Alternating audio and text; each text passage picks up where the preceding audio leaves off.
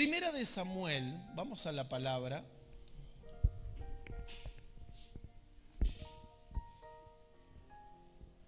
Primera de Samuel, capítulo 18. Vamos a encontrarnos con una prédica que la vamos a titular Decisiones desbordadas. En este capítulo vamos a ver uno de los acontecimientos de entre el primer monarca que existió en el pueblo de Israel. Acontecimientos que a lo largo de todo su reinado se fue encontrando con diversas paredes que lo iban llevando a decadencias.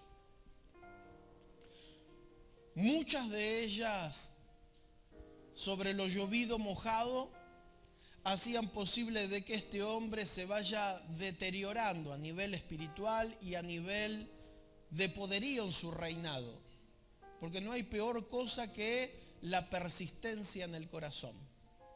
Pero hablando de persistencia para evolucionar o desarrollarse, sino en la terquedad. En que sabes que las cosas no funcionan y uno sigue insistiendo. Por el cual capítulo 18 de Primera de Samuel lo tiene. Vaya al verso 6, si me acompaña, dice así. Aconteció que cuando volvían ellos, cuando David volvió de matar al filisteo, salieron las mujeres de todas las ciudades de Israel cantando y danzando para recibir al rey Saúl con panderos, con cánticos de alegría y con instrumentos de música. Y cantaban las mujeres que danzaban y decían, Saúl hirió a sus miles y David a sus 10,000. Y se enojó Saúl en gran manera y le desagradó este dicho y dijo, a David dieron 10,000 y a mí 1,000. No le falta más que el reino. Desde aquel día, Saúl no miró con buenos ojos a David. Y aconteció al otro día que un espíritu malo de parte de Dios tomó a Saúl y él desvariaba en medio de la casa. Y David tocaba con su mano como los otros días y tenía Saúl la lanza en la mano. Y arrojó Saúl la lanza diciendo, enclavaré a David a la pared. Pero David lo evadió 2 veces. Hasta ahí vamos a leer, aunque la historia es, mire, enriquecedora. Cuando uno pierde el sentido de la brújula, mirando a los costados, comparándose, es una de las tendencias humanitarias típico donde el hombre en su persistencia de error piensa que con recursos habilidosos o queriendo tapar ciertas situaciones o circunstancias lo puede llevar a elevarse para poder conseguir sus metas. En este caso el rey Saúl, nos damos cuenta que su decadencia no empieza desde el reconocimiento del pueblo.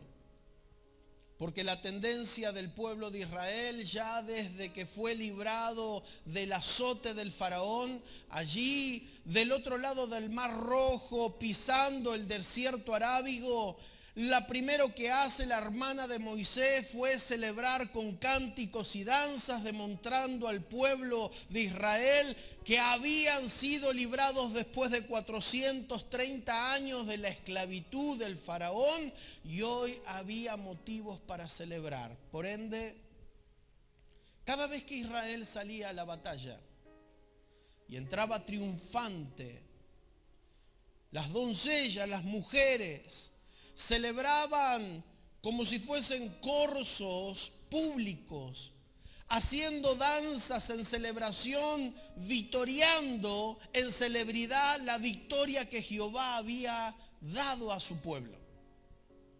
¿Y qué mejor momento Como cuenta la Escritura, habían vuelto de matar a sus enemigos acérrimos, los filisteos. ¿Cómo no celebrar?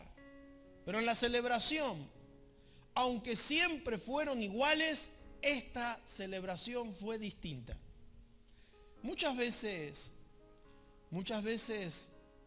no se trata de cómo se celebra, sino de cómo se vive esa celebración. No se trata de cómo se vive el acontecimiento.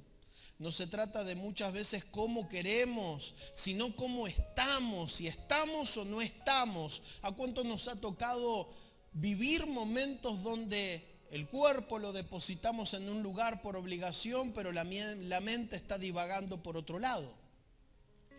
Saúl era uno de ellos que venía de mal en peor.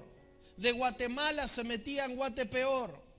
Y dado que él no podía sostener el reinado por una instancia poderosa, y si podríamos decirle, la columna vertebral de Saúl era la relación con el mismo Dios de su pueblo. A partir del verso 15 empezamos a encontrar que el profeta Samuel le da una orden diciendo que vaya y mate a los amalecitas. Este hombre hizo caso omiso a la orden. Y desde allí, no solamente no pudo verle nunca más la cara al profeta, sino que Dios mismo le dio la espalda. Un hombre que había sido ungido, un hombre predestinado para llevar a cabo el primer reinado monárquico del pueblo de Israel, la primera batalla que sale a librar termina siendo desastre. Y por ende, ese desastre le empezó a traer ciertos casos de decadencia. Mire, cuando medimos las cosas a nuestro alrededor, son las instancias donde no nos dejan crecer a nosotros mismos. Nos medimos porque él crece, porque el otro avanza, porque el otro me superó. Son pequeñas instancias silenciosas donde solamente es evaluatorio de uno mismo. El que crece al lado mío no tiene la culpa de haber crecido, que yo me sienta mal, sino porque quizás le puso más énfasis, más ímpetu, más dedicación. Y como dice la Escritura, antes de que nosotros empecemos a leer, dice que David se manejaba prudentemente en todo lo que hacía.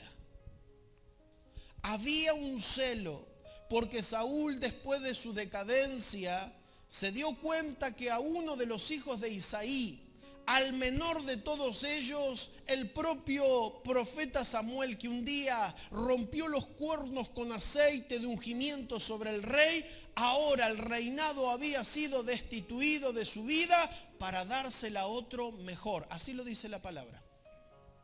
Pero todo fue entre gallos y medianoche. Todo fue en silencio. Aún el mismo profeta Samuel decía, si Saúl se entera de esta causa, aún me mata. Tengo que hacerlo en silencio, y como al que voy a ungir es menor, es un muchacho que todavía no tiene ni la fuerza ni la habilidad para poder enfrentar a un pueblo tan grande, a una nación tan grande, vamos a dejarlo que el proceso de crecimiento lo lleve al éxito. Pero mientras que uno crecía, el otro decrecía. Y mire cómo es esto, porque la medición es algo tan particular que todo ser humano tiene. La medición que nació en el seno familiar hace que el lugar de la familia marque tendencias en nuestras vidas. Una mala relación con un padre, con una madre, entre hermanos, puede hacer flaquear, puede hacer que las mediciones competitivas de la vida logren siempre de que yo sea un insaciable competitivo en los círculos sociales donde me manejo. Ya sea en el trabajo, no me importa cuántos tenga que aplastar con tal de conseguir el puesto en la gerencia. No me importa cuántos se tienen que disgustar en recursos humanos con tal de que yo logre mi objetivo. ¿Cuántas veces pasa en lo ministerial? Nos medimos quién canta mejor, quién toca mejor, quién predica mejor, quién sirve mejor. A veces esas mediciones terminan siendo tendenciosas, aunque a veces calculativas, en fin, para poder evaluar si hay crecimiento ministerial o no, pero cuando eso se transforma, cuando eso se le empieza a poner una esencia amarga, uno empieza a mirar de reojo el crecimiento del otro. Uno empieza a darse cuenta que al caminar ha perdido el mejor de los objetivos, de aquel que te llamó. Porque el que da el crecimiento es el Señor. Y ese Dios que un día te ha llamado, te ha dado las mismas posibilidades que aquel que está a tu lado. El problema no está en el crecer, sino en el agarrar la oportunidad para crecer. Porque mientras que muchos agarran la oportunidad, otros las despilfarran. Otros se sienten tan seguros con lo que tienen que sin darse cuenta, esa seguridad les empieza a traer un proceso de decadencia. Perder la brújula en medio del ministerio. Ninguno queda excepto de esa pérdida. Ninguno. Ni los más grandes a los más niños, ni los más renombrados a los más invisibles. Ninguno está exento de esa pérdida o de esa decadencia, pero sí todos, absolutamente todos, cuando la palabra de Dios nos habla de gracia, gracia inmerecida, es una gracia que nos da para que todos tengamos la oportunidad de poder ser moldeados en las manos del Señor. Depende de cada uno cómo se deje moldear. Hay cosas que en el proceso no te van a gustar. Hay cosas que sí te van a irritar, que sí te van a hacer ásperas a la hora de poder crecer en el Señor y en el poder de su fuerza. Nunca se te ha dicho que para entrar a la plenitud de una vida de bendición no tengas que pasar valles de sombras y de muertes para llegar a la rosa más pura. Diría un cantante mundano, hay un largo camino de espinas primero. En todos esos detalles está Dios. Y Dios mirando a los unos como a los otros. Pero fíjense qué paradoja. El mismo rey llegando, viendo al populacho en celebración, en un corso celebrativo donde todos celebran la victoria. En medio de la victoria vemos a alguien que se empieza a irritar aún peor de lo que vivía. Porque si va capítulos atrás, desde el momento de la decadencia de este hombre, la Biblia dice literalmente que un espíritu de parte de Dios entró en Saúl y ese espíritu empezó a atormentar su vida. Vaya qué tristeza vivir, de qué locura tener una corona en su cabeza y vivir los años más amargos de su vida. Usted sabe que hay gente que se pelea por puestos, por llegar a ser el capitán, el pastor, el primero. Pero esos días son días de tormenta, días de insatisfacción, días donde se pierde el lujo del bienestar de la familia, días donde todos los placeres que Dios había preparado para ti, para que disfrutes del noche y del día, del sueño, de tu caminar, de tu trabajo, de tu comer y de servir, todo eso se reduce como si fuese la nada con tal de conseguir un poder. Y este hombre, mire, es el primer rey que Israel instala y es el primer rey que vive 40 años en irritación continua. ¿Sabe lo que es eso? Hubiese sido mejor, diría el rey Salomón, si no sabes disfrutar de la vida, no sabes entender los placeres del comer, del beber, del disfrutar, y aún en tu vejez no tienes una buena sepultura, un abortivo es mejor que tu propia vida. ¿Qué palabras? ¿Qué palabras? Porque aquel que solamente mira su objetivo, no mira todo el ofrecimiento que se le dio primero.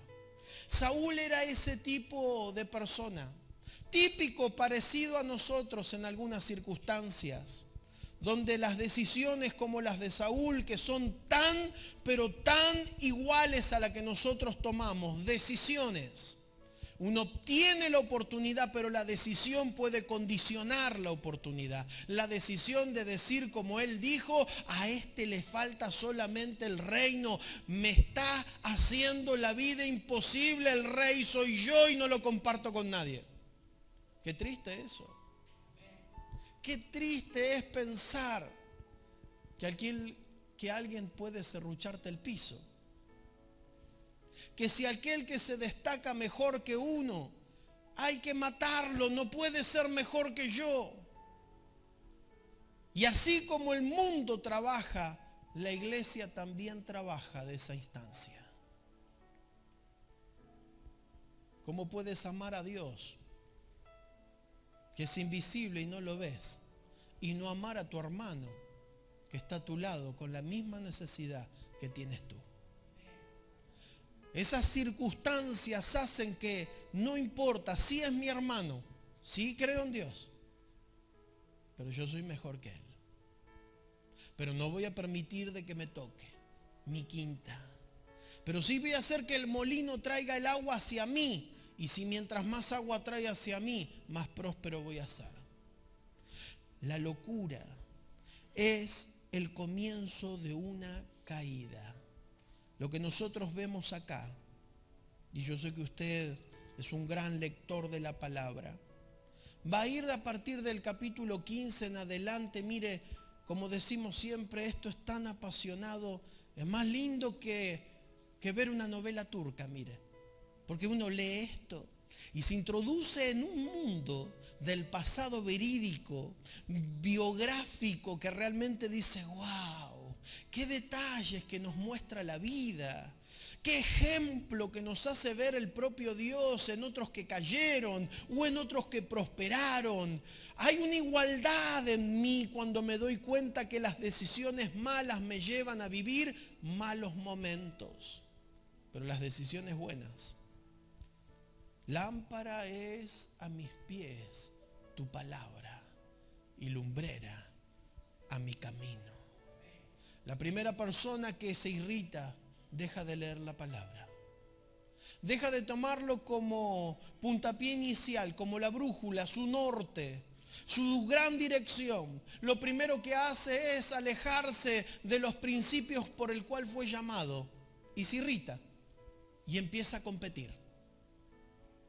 Hablamos de liderazgo porque hoy es tiempos de liderazgos. Pero liderazgos que realmente son competitivos, con artimañas mundanales o declinadas al deseo de las concupiscencias erróneas del hombre, solamente lo único que hace en la congregación es traer pleito, disensión, discusión y discordia. Divisiones a tal punto que se dividen las cosas y Dios no puede estar allí. Dios no puede estar allí. Hay una forma que Dios pide a la iglesia cada vez que surgen competencias desleales y se llama arrepentimiento. Hay una palabra de Dios en Apocalipsis capítulo 2, en la primera carta que el apóstol Juan deriva desde la isla de Patmos a dar a las 7 iglesias contemporáneas de la época. Comienza dando cartas a la iglesia de Éfeso, renombrando toda una virtud que tenía la iglesia de Éfeso allí. Pero dice, hay algo que tengo contra ti. Y literalmente, allí en el versículo 5 de capítulo 2 de Apocalipsis, primero los nombra y los destaca porque es una de las formas tan puras que Dios nos hace. No va tan confrontativamente, te hace ver que Él conoce tus obras, sabe el arduo trabajo y conoce la paciencia que le pones a tu ministerio y que no puedes soportar a los malos y también te has dedicado a probar a los que se dicen ser mejores que tú. Si uno va a capítulo 2 de Apocalipsis, ve todas las virtudes que los destaca, pero hay algo singular en el Señor, que el verso 5 le dice estas palabras: recuerda, por tanto, ¿de dónde has caído? Tengo algo contra ti, dice Jesús. Y estos son momentos donde uno tiene que hacer un recálculo de la situación. Porque ese tengo algo contra ti es una advertencia, es una alarma, es un llamado de atención para recalcular. Tu GPS ha tomado otra dirección y por ende lo que vos habías establecido, has corrido del mapa de la dirección que Dios te llama. Y te está diciendo: tengo algo contra ti, espera, no avances. No compitas, no reniegues, no te irrites, no sigas peleando mal, no sigas teniendo insomnio por causa de otro que ni sabe que estás compitiendo contigo. No lo hagas, tengo algo contra ti. Los parates del Señor que se presentan en muchas oportunidades diciendo: espera, estás caminando mal, no es por ese lado, es que tomé una decisión, pero espera, tu decisión va a llevar a toda tu familia a hundirse contigo. Tus hijos vivirán repercusiones erróneas por causa de decisiones desesperadas. Por eso este título es Decisiones desbordadas. Cuando nos desbordamos, tomamos malas decisiones. Me quiero ir, me voy de este lugar, porque estás mal. Al principio gritaba: yo en mi casa serviremos al Señor. Pero ante un desborde, yo en mi casa nos vamos de este lugar. Y andan de un lugar y saltan en otro y se van para allá y no ven por allá. Y a lo largo de la temporada Dios te hace nuevamente: espera, tengo algo contra ti. Recuerda dónde está tu caída. Porque eso es lo que le dice a la iglesia de Éfeso: recuerda tu caída. Tu caída no está en el pleito, viene antes del pleito. Tu caída no está en la competencia, porque de donde te saqué no competías con nadie. Tu caída no está en la decepción de no haber alcanzado lo que querías.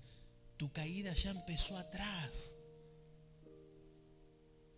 donde cuando no tenías ni un pan en la mesa, te convertiste en un fiel ambicioso. La gota que rebalsa el vaso no es la caída. La caída está mucho más atrás. Es que yo me enojé con usted. Eso fue solo una actitud. Vos ya venías mal de atrás. Es que a mí no me tienen en cuenta en el ministerio. Es que venís haciendo las cosas mal de allá atrás. Cuando los dos arriba del caballo ven la festividad del pueblo y a uno le gritan: David mató a sus 10,000 y Saúl a 1,000, dijo: ay, al petizo me lo como. Típico.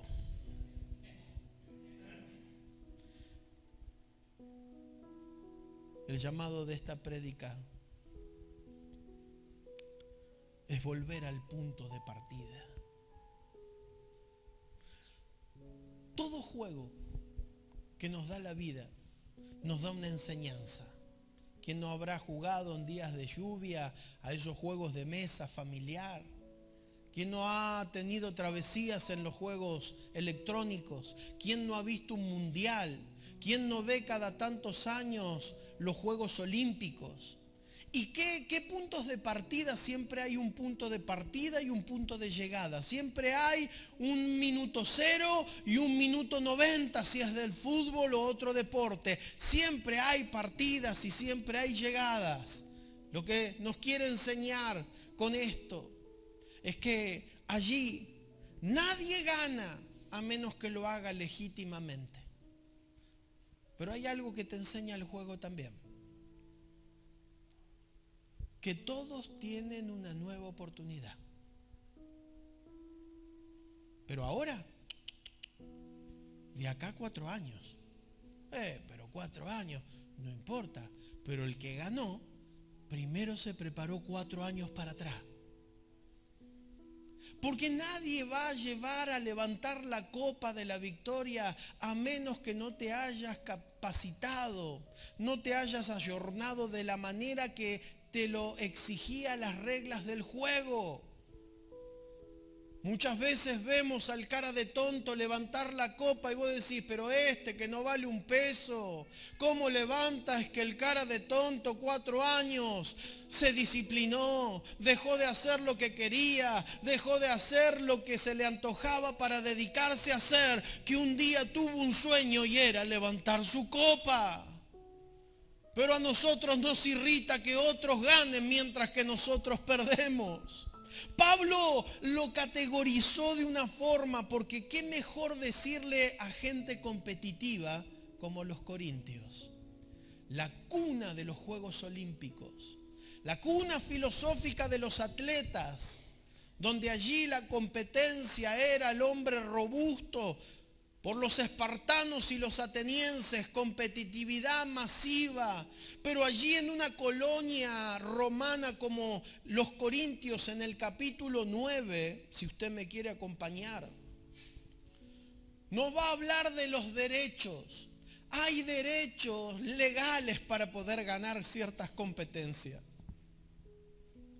Allí en el verso 4, lo va a decir de una forma muy preciosa, a modo de pregunta. Capítulo 9 de Primera de Corintios, verso 24. ¿No sabéis que los que corren en el estadio, todos a la verdad corren, pero uno solo se lleva el premio? Corred de tal manera que lo obtengáis. Todo aquel que lucha, de todo se abstiene. Ellos a la verdad para recibir una corona corruptible, pero nosotros una incorruptible. Así que yo de esta manera corro, no como a la aventura. De esta manera peleo, pero no como quien golpea el aire, sino que golpeo mi cuerpo y lo pongo en servicio, no sea que, habiendo sido heraldo para otros, yo mismo venga a ser eliminado. Mire lo que es el equilibrio.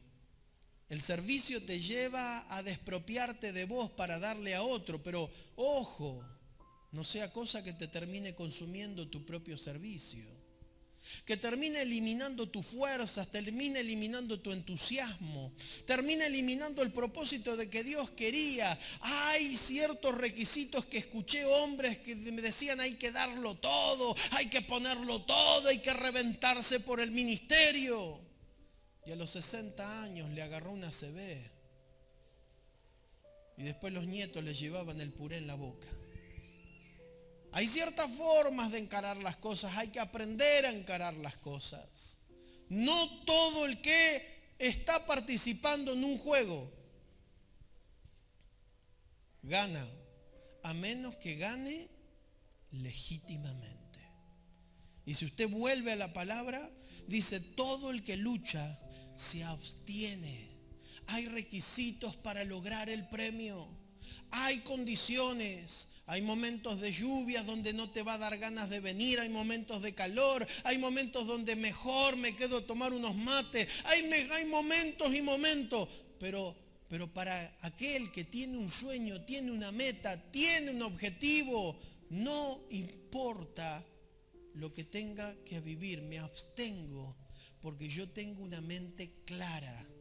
Yo dije en mis principios, cuando tenía 18 años, recuerdo que tuve un sueño tan real. Ese sueño me demostraba en un lugar vacío, muy abierto y con viento a mi alrededor, pero estaba todo oscuro. Y a medida que yo movía mi cabeza y mi cuerpo, las luces de un estadio se empezaban a prender. Y allí la ovación de la gente como si fuese una cancha de fútbol. En medio, parado allí, ministraba al Señor. Recién empezaba en el camino. Me acuerdo que me acerqué a un pastor y me dijo: pibe, los sueños son vos. No tenés apellido, no tenés unción, no tenés nada. Claro, él vio el momento, pero mi sueño sigue latente. Por eso lucho, por eso me abstengo, por eso peleo, por eso hago todo lo posible que tenga que hacer al llamado que Dios te manda hacer. Porque en algún determinado momento de la vida hay sueños que se empiezan a cumplir en ti. Hay cosas que Dios quiere hacer, pero lo único que trunca ese hacer sos vos. Te has enojado. Por un simple enojo has perdido tu liderazgo. Has perdido tu pastorado. Has perdido tu servicio. Eres bueno, eres talentoso. Pero por una mala pata lo perdiste todo. Pero ¿tendré alguna oportunidad? Sí, la vas a tener. Pero te vas a tener que preparar el doble. ¿Pero voy a poder ganar? Obvio, si peleas legítimamente. Hay algo que Dios nos quiere llevar. Es mejor perder en el punto de partida que seguir compitiendo erróneamente. ¿Lo dije muy rápido? Vamos a decirlo más despacio. Es mejor perder en el punto de partida que seguir compitiendo erróneamente. Hay momentos donde Dios te dice: pará. Y cuando Dios te dice pará, es porque te está diciendo: empezá de nuevo. Nosotros, como somos competitivos, dicen: no. ¿Cuántos vieron de los presentes las carreras de los autos locos? De esta generación, Pierno Goyuna tenía el auto más veloz de todo. Y como él sabía que llegaba y ganaba, se detenía en el camino para ponerle tropiezos a los demás. Y siempre el dibujo terminaba llegando último. La carrera de los autos locos, yo nunca me voy a olvidar de eso. Veo gente talentosa, veo gente que sabe, veo gente preparada, gente con universidad, veo personas que realmente con un chasquido te sacan el aire lo que tiene que ser, pero nunca llegan. Nunca llegan. ¿Será que Dios les está exigiendo algo más? Te está pidiendo algo más. Te está diciendo: espera, estos son tiempos difíciles. Sujétate a las reglas que yo he puesto para ti. No es tanto cuanto tú engañes a los demás para conseguir tus metas. Dios quiere sanar tu corazón. El testimonio que hoy escuchamos en la ofrenda era un testimonio que podía haber engañado a una fábrica entera. ¿De qué servía? Porque cuando se dio cuenta que se autoengañaba, fue ahí que todo lo que podía obtener no servía si seguía siendo un miserable. A veces las credenciales pintan muy bonito acá, pero por dentro sabes que sos un miserable. Sabes que tienes muchos títulos pegados en la pared. Podrás engañar a mucha gente, pero si te engañas a ti, estás compitiendo de manera desleal, porque el que te otorga el premio no son la gente, es el mismo Dios que te llamó. Hay algo que uno debe cambiar. La pandemia nos hizo ver cuánto preparados estábamos para enfrentar situaciones, para enfrentar responsabilidades. Cuando yo dije en esta iglesia, aquí se para todo y aquí vamos a recalcular de vuelta y vamos a restablecer todo de vuelta. porque no hay peor cosa que hacer las cosas mal. Es mejor ir al punto de partida y comenzar de cero a no hacer las cosas erróneamente, porque no da la circunstancia, no da la situación. Recién ahora se puede empezar a visualizar lo que va a pasar el año que viene. Vivíamos en una neblina, turbados de la inseguridad y de toda insensatez aún de los medios. Vivíamos pensando en el hoy para el mañana. No podíamos proyectar, las agendas se prendieron fuego, los calendarios se salteaban porque no teníamos proyección. ¿Cómo podemos seguir así? Pero cuando la gente le dice, para, tienes que parar. Pero usted no valora nada de mí. Pero ¿cómo me va a hacer ahora? Pará, tienes que parar. Me acuerdo que eso mismo me pasó a mí. Yo corría de una punta a la otra, mi agenda estaba llena. Pero 2 trompadas me dieron. Tienes que parar. Te necesito mejor, dice el Señor. Pero en intimidad, no corriendo. Te necesito mejor deteniéndote. Vuelve al punto de partida. Recuerda de dónde caíste. Porque si sigues así, no solamente te vas a matar a todos los que están a tu lado. Anoche hablaba con un pastor. Mientras que él conducía, yo estaba al lado, sus hijas estaban atrás, llevándole a un evento.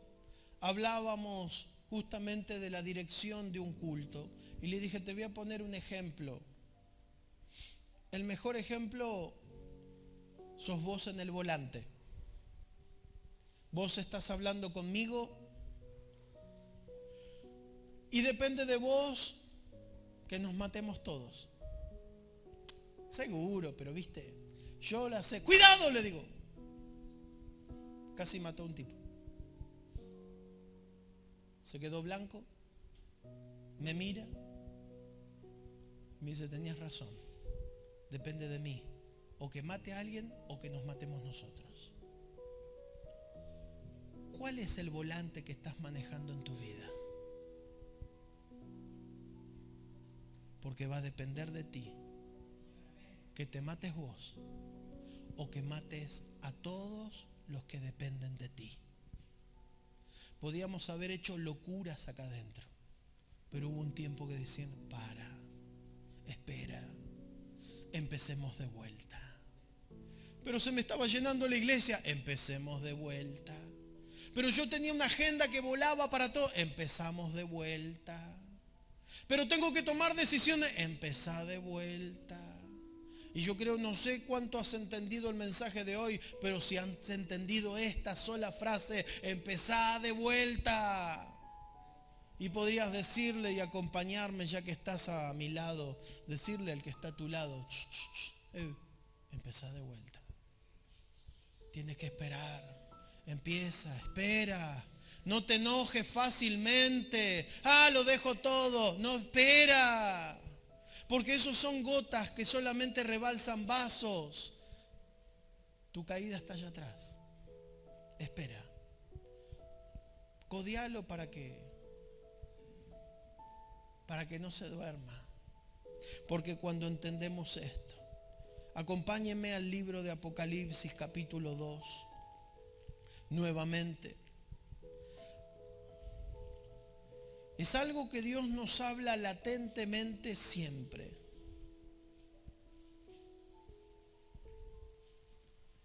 Si usted lo puede buscar, capítulo 2, verso 4. Una vez más nos habla diciendo estas palabras. Si me acompaña, ¿podrá acompañarme a leer conmigo? Pero tengo algo contra ti. Has dejado tu primer amor. Cuando empiezas a mirar a tus costados y pierdes tu objetivo central, recuerda, has dejado tu primer amor. Porque antes lo único que veías eras a Él. No te importaba todo a tu alrededor. Lo veías a Él. Yo soy de mi amado y mi amado es mío. Iglesia, el Señor nos está llamando a que en este proceso donde recalculamos las cosas, dejemos de mirar a esos costados y volvamos al primer punto de partida. La meta es Jesucristo. Nunca voy a alcanzar el premio si no corro legítimamente como Él me pide que corra. Yo no tiro trompadas al viento.